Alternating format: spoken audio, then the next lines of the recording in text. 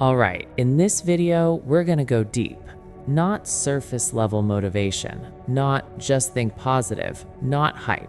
We're gonna talk about how to actually reprogram who you are so you can create a life that feels intentional instead of accidental.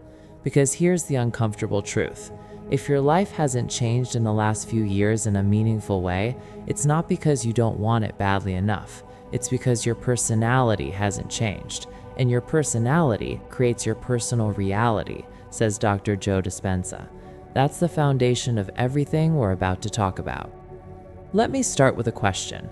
What if the truth was that you're greater than you think, more powerful than you know, more unlimited than you've ever allowed yourself to imagine? And what if the only thing standing between you and that reality is the version of you that keeps waking up every day on autopilot? Most people don't realize they're living in a loop.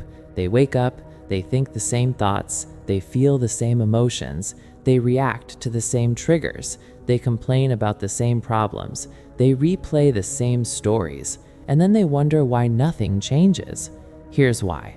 Your personality is made up of how you think, how you act, and how you feel, and your personality creates your personal reality.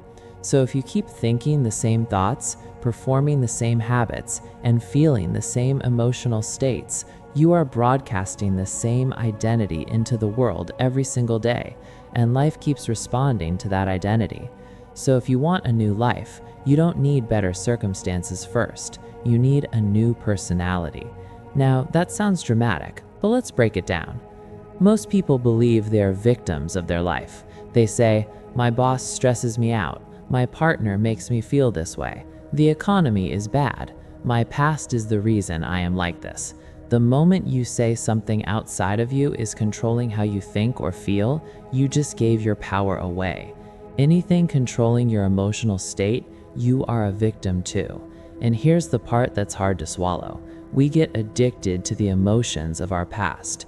Anger, resentment, guilt, fear, frustration, anxiety, unworthiness.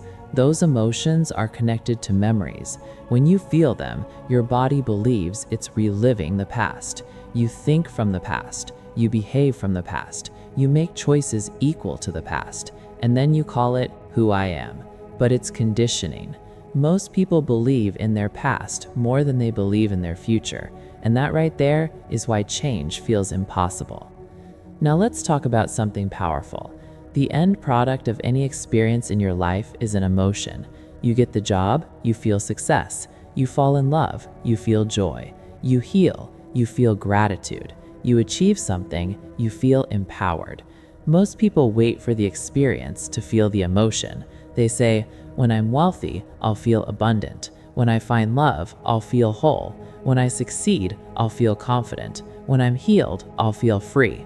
That's the old model of reality. The new model is this: feel the emotion before the experience. Your body doesn't know the difference between an emotion created by an external event and an emotion created by thought alone. If you can vividly imagine your future and emotionally feel it as if it's already happened, you are conditioning your body to believe that future is real. The stronger the emotion, the more your brain wires it and is memory. Think about how memory works. You don't remember every Tuesday afternoon of your life, but you remember traumatic events. You remember huge wins. You remember heartbreak. You remember intense joy.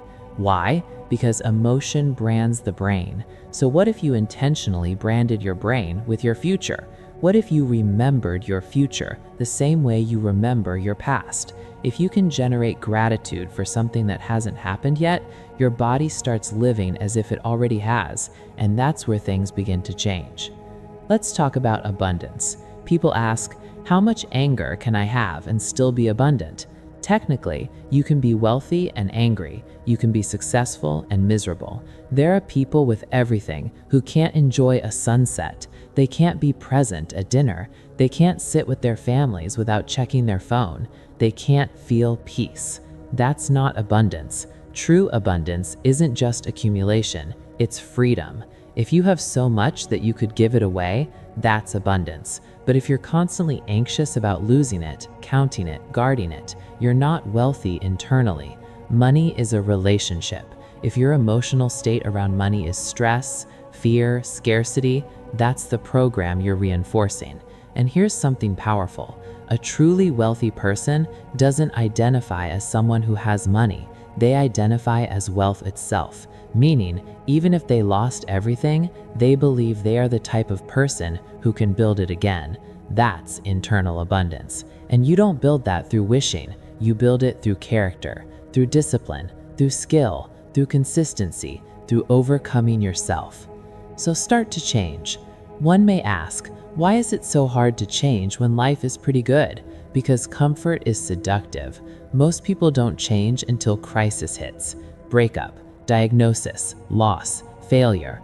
Crisis makes the old identity unbearable, but you don't have to wait for pain. You can be defined by a vision of your future instead of memories of your past. And this is where mission comes in. The highest form of motivation isn't money. It isn't status. It isn't validation. It's purpose. When you have a vision that's bigger than you, something that demands a new version of you, change becomes necessary. You can't step into a bigger future with the same habits, same thinking, same emotional baseline. It demands growth, and growth is uncomfortable. That moment when you sit down to meditate or work on yourself and your mind says, "This is stupid, it's not working, I don't feel like it, let's just scroll." That's the edge. The moment you want to quit is the moment the brain is about to change. When you go past the point where you would normally stop, you are stepping into the unknown, and the unknown is where creation happens. The known is predictable, the unknown is possibility. So always remember the future. You remember the past because it was emotional. So what if you sit every day and you rehearse your future emotionally, not just thinking about it, feeling it? What would it feel like if your dream happened? Would you feel grateful, inspired, in love with life, empowered, free? Practice feeling that, not casually, deeply, because gratitude is the emotional signature of receiving. When you feel gratitude before the event, you are signaling to your body that the event has already happened. You are no longer separate from it, and we cannot attract what we feel separate from. If you feel like it's out there, you chase. If you feel like it's already here, you align. The distance between thought and experience begins to shorten. And here's the key. You have to maintain that state. Not perfectly, but consistently, because you will default. You'll fall back into old habits, old emotions, old reactions. The question is, how quickly do you catch yourself? That's mastery. Catching yourself in the act of being your old self and choosing differently. That is the overcoming process. And the overcoming process is the becoming process. So let's wrap this into something practical. If you want to reprogram your mind and create your dream life, first, become aware of your unconscious thoughts. Notice the story you keep telling. Second, stop rehearsing your past emotionally. Every time you relive it, you reinforce it. Third, define your future clearly. Who do you want to be, not what do you want to have? Fourth, rehearse that identity daily. Think like them, feel like them, act like them. Fifth, when discomfort hits, don't quit. That's the signal that change is happening. And finally, measure your success by who you're becoming, not just what you're getting. Because when you change your state of being, your life has to follow. You don't belong to your past anymore. You belong to your future. And the real experiment is this. Can you generate joy without anything changing? Can you feel abundance before the money arrives? Can you feel love before the relationship appears? Can you feel whole before the healing is complete? If you can, you're no longer waiting, you're creating. And that's when your dream life stops being a fantasy and starts becoming your identity.